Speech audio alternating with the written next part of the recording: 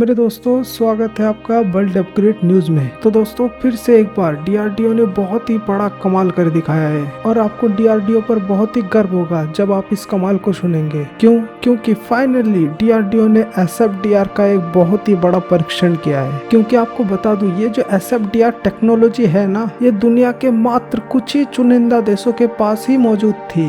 भारत पिछले कई सालों से इसे पाने के लिए प्रयास कर रहा था। तो दोस्तों, आखिरकार हम संपूर्ण रूप से सफल हो गए हैं और यकीन मानिए ये हमारे लिए बहुत ही क्रिटिकल था, क्योंकि हम एक ऐसी मिसाइल की तलाश में थे जो चीन और पाकिस्तान दोनों के बीच में डुअल फ्रंट वॉर लड़ी जाएगी तो दोनों को एक साथ काउंटर करे। तो अब इस मिसाइल को पाने में हम सफल हो चुके हैं। तो दोस्तों, आपके मन में सवाल होगा कि आखिर ये एसएफडीआर है क्या, ये कौन सा मिसाइल है और इसके जरिए कैसे हम एक साथ चीन और पाकिस्तान को हरा सकते हैं। तो दोस्तों, एसएफडीआर ये है सॉलिड फ्यूल डिक्टेड रैमजेट। ये एक बहुत ही खास तरीके का टेक्नोलॉजी है। इसमें जो फ्यूल होता है वो सॉलिड फॉर्म में इस्तेमाल किया जाता है और साथ ही इसमें रैमजेट लगा होता है, जिससे कोई भी मिसाइल को आप 4.5 मैक तक यानी कि हाइपरसोनिक रफ्तार से आप दुश्मन पर हमला कर सकते हैं। और बताया जा रहा है कि भारत इस एसएफडीआर टेक्नोलॉजी का बहुत ही खास इस्तेमाल करने जा रहा है। तो दोस्तों, उस मिसाइल का नाम है अस्त्रा मिसाइल। तो दोस्तों, जो अस्त्रा मिसाइल है उसकी रेंज बहुत ही कम है और उसकी रफ्तार भी बहुत ही कम है। ऐसे में दोस्तों, उस पर एसएफडीआर टेक्नोलॉजी का इस्तेमाल किया जाएगा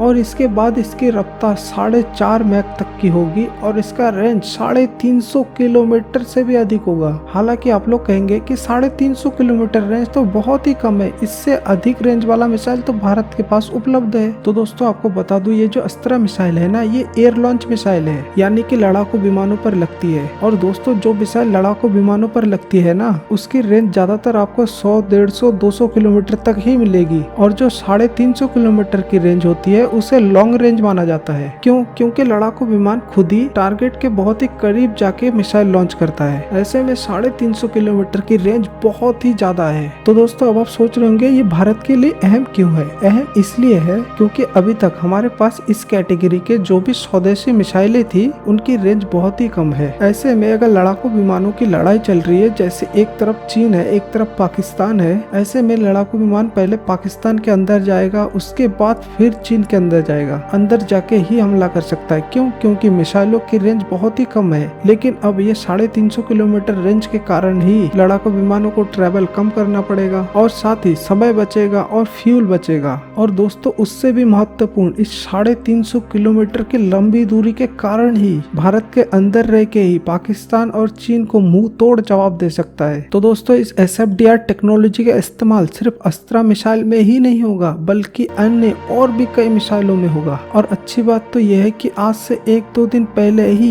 इस एसएफडीआर टेक्नोलॉजी का पूर्ण रूप से सफल परीक्षण कर लिया गया है। जितने भी क्रिटिकल पैरामीटर्स थे उन सबको अचीव कर लिया है, यानी कि बहुत ही जल्द अब इस एसएफडीआर टेक्नोलॉजी का इस्तेमाल भारतीय मिसाइलों में किया जाएगा। तो दोस्तों, भारतीय डीआरडीओ के लिए कमेंट में जय हिंद जरूर लिखें और दोस्तों, हमारे साथ जुड़ने के लिए आपको तहे दिल से धन्यवाद।